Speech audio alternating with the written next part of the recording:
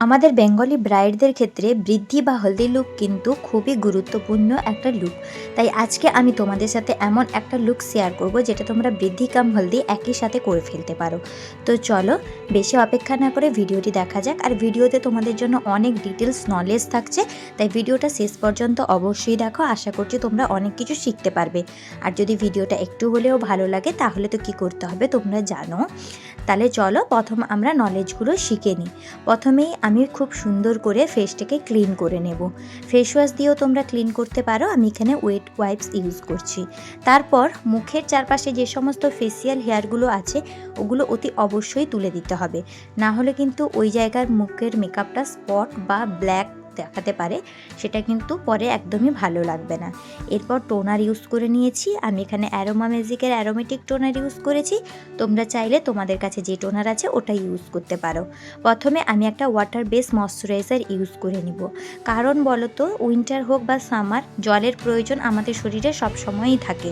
তাই আমি এখানে প্রথমে পন্ডসের super light gel water base moisturiser use করলাম। এটা একদম অ্যাফোর্ডেবলের মধ্যে। এর থেকে উঁচুতে তোমরা পিএসির অ্যাকোয়া ব্লাস্ট বা ডট অ্যান্ড কির ওয়াটার বেস ময়শ্চারাইজারও ইউজ করে নিতে পারো।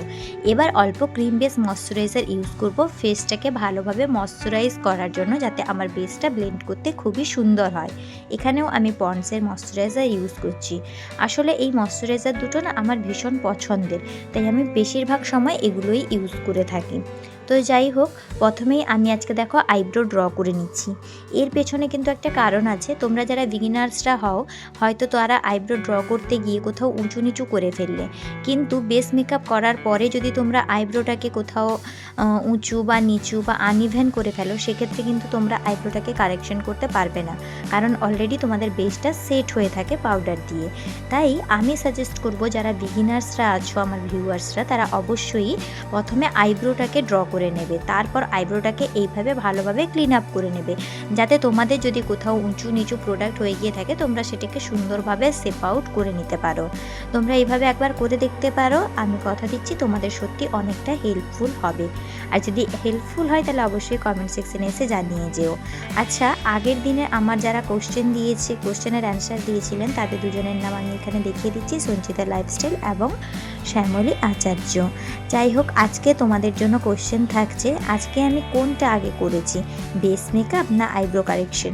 এই অ্যান্সারটা তোমরা প্লিজ দিয়ে দাও। চলো তাহলে নেক্সট স্টেপে যাওয়া যাক। এরপর আমি এখানে প্রাইমার ইউজ করছি। প্রাইমারের জন্য আমি এখানে সুইস বিউটির ময়শ্চারাইজিং বা ইলুমিনেটিং প্রাইমার ইউজ করছি।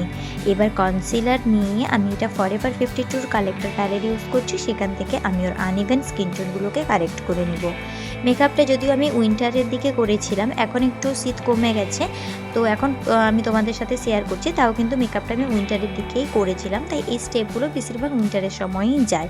যাই হোক, এমন নয় যে সামারে এটা করা যাবে না, অবশ্যই করা যাবে। তোমরা হাতের কাজ তোমাদের যদি ভালো হয় তাহলে অবশ্যই সেটা ঠিক করে করা যাবে।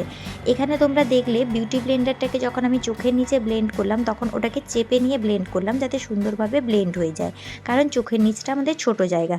আর যখন ফেসের মধ্যে ব্লেন্ড করব তখন কিন্তু আমরা এরকম বড়োভাবেই ব্লেন্ড করতে পারি, কারণ ফেসটা আমাদের বড় জায়গা। যদি আমরা ঠিকঠাকভাবে আমাদের স্কিনটাকে কারেকশন না করি, সেক্ষেত্রে ফাউন্ডেশন দেওয়ার সময় কিন্তু ফাউন্ডেশনটা অক্সিডাইজ হয়ে যেতে পারে, কিছুক্ষণের পরে ফেসটা কালো বা গ্রে লাগতে পারে, সেটা একদমই আমাদের ভালো লাগে না। তাই অতি অবশ্যই ফেসটাকে ভালোভাবে কারেক্ট করে নিতে হবে।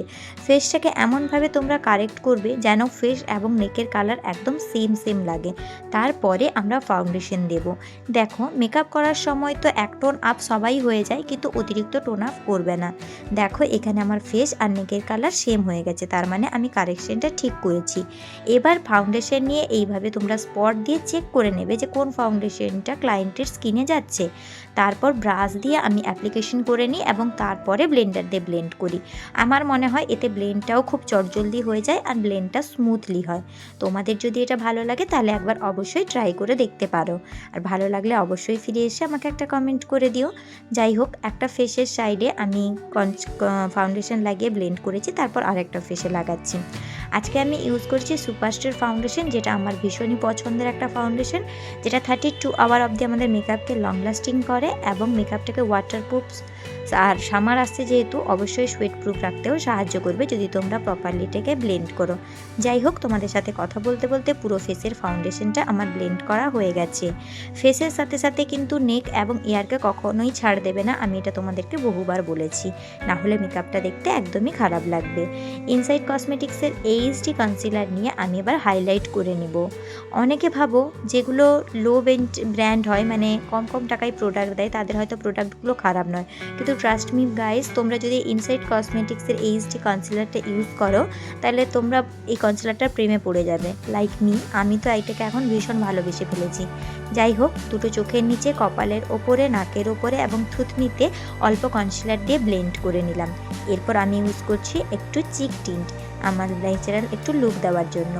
মডেলকে হাসতে বলেছিলাম আর যে জায়গাটা গাল ফুলেছিল ওই জায়গাটাতে আমি ব্লাশটা অ্যাপ্লাই করে দিয়েছিলাম। তারপর এটাকে ভালোভাবে আমি ব্লেন্ড আউট করে নিয়েছিলাম। পুরো বেস মেকআপ আমার হয়ে গেছে। এবার আমি এটাকে লুজ পাউডার দিয়ে সেট করব। এতক্ষণ যা কিছু ইউজ করেছি সব কিছু ক্রিম এবং লিকুইড প্রোডাক্ট, এবার থেকে যা যা ইউজ করব সমস্তটাই পাউডারি প্রোডাক্ট। এখানে আমি লরা মার্সেলের পাউডার দিয়ে ভালোভাবে এটাকে চোখের নিচে এবং মাউথ এরিয়াতে সেট করে নিলাম। তারপরে আমি একটা কম্প্যাক্ট পাউডার দিয়ে পুরো বেসটা সেট করব, নাহলে বেসটা যেহেতু উইন্টারে মেকআপটা করেছিলাম অতিরিক্ত ড্রাই হয়ে যেতে পারে বা ফেটে যেতে পারে। এবার রিকোটের প্রেপ সেট গ্লো এই ফিক্সারটাকে দিয়ে পুরো বেসটাকে ভালোভাবে লক করে দেব। ফিক্সার দেওয়ার পরে হাওয়া দিয়ে ভালোভাবে ফিক্সারটাকে শুকিয়ে নেব। এবার নেক্সট স্টেপে চলে যাব আই মেকআপ করার জন্য। আইব্রো তো অলরেডি ডান করে রেখেছিলাম, তাই আই মেকআপের জন্য বেসটাকে প্রিপেয়ার করে নিলাম। আইশ্যাডো প্যালেটের মধ্যে থাকা যে কালারটা আমি তোমাদেরকে দেখালাম, একটু অরেঞ্জিস কালার, ক্যারট অরেঞ্জ বলতে পারো, ওই কালারটাকে দিয়ে মিডিল আইলিডে অ্যাপ্লাই করলাম এবং তার পাশে থাকা মাস্টার্ড ইয়েলো কালারটাকে দিয়ে ভালোভাবে আমি ওভার ক্রিজ লাইনটাকে ব্লেন্ড আউট করে নিলাম। তারপরে একটু অরেঞ্জেস কালারের একটা সিমার নিয়ে আমি মিডল আইলিডে অ্যাপ্লাই করলাম। আজকে আমার মডেলের চোখটা দেখতে পাচ্ছ একটু হুডেড এবং ছোট ছিল, এইরকম একটা আই মেকআপ করলে চোখটাকে বড়ও লাগবে আর সুন্দরও লাগবে। যাই হোক, নিচের দিকেও আমি দুটো কালার দিয়ে ভালোভাবে ব্লেন্ড আউট করে নিলাম। এবার আমি স্মুথলি একটা লাইনার পরিয়ে দিব, কারণ চোখটা একটু হুডেডের মধ্যে ছিল, তাই অনেক মোটা লাইনার পরালে কিন্তু ওটা ঢেকে যাবে আর দেখতে মোটেই ভালো লাগবে না। আর এইরকম ছোট আইগুলোতে কিন্তু তোমরা অবশ্যই কাজলটা অ্যাভয়েড করবে, তাহলে দেখতে বেশি ভালো লাগবে, নাহলে চোখটা আরও বেশি ছোট লাগবে। আইল্যাশ পরিয়ে নেওয়ার পরে আমি লিপস্টিকের জন্য লিপ লাইন ড্র করে নিচ্ছি। লিপ লাইন ড্র করলে আমাদের লিপস্টিকের অ্যাপ্লিকেশনটা অনেক স্মুথ হয়ে যায়, আর কি বলো দেখি, এদিক ওদিক ছড়িয়েও যায় না। তোমরা যদি শুধু লিপস্টিকের ভিডিও দেখতে চাও অবশ্যই কমেন্ট করো, লিপস্টিকের জন্য কী কী ইউজ করা দরকার, কী কী ইউজ করা দরকার নয়, আমি অবশ্যই ভিডিও নিয়ে আসবো। এবার আমি চিক কন্ট্রোল করে নিচ্ছি, এটা অবশ্যই পাউডার কন্ট্রোল, ক্রিম কন্ট্রোলটা আমি এখানে অ্যাভয়েড করে নিয়েছি। এবার পাউডার ব্লাশ ইউজ করে নিচ্ছি ভালোভাবে, যাতে আমার আর একটু ব্লাশের পিগমেন্টেশনটা আসে। এরপর আমি হাইলাইটার ইউজ করে নিচ্ছি। আমি পাউডার ব্লাশ আর পাউডার কন্ট্রোলটা আই ম্যাজিকের প্যালেট থেকে করেছি, আর আমি হাইলাইটারটা ইউজ করলাম সুইস বিউটির প্যালেট থেকে। এই ছিল ওই দিনের আমার ফুল লুক। কেমন লাগলো তোমাদের এই লুকটা জানাতে কেউই ভুলো না। আর যদি তোমাদের এই টিউটোরিয়ালটা থেকে একটু হেল্পফুল হয়ে থাকে তাহলে একটা লাইক করে দিও, একটু কমেন্ট করে দিও, আর নিজের ফ্রেন্ড বা ফ্যামিলির সাথে শেয়ার করে দিও। যদি চ্যানেলে নতুন হয়ে থাকো, এখনও সাবস্ক্রাইব করোনি, তাহলে প্লিজ সাবস্ক্রাইব করে দিও। দেখা হচ্ছে খুব শিগগিরই।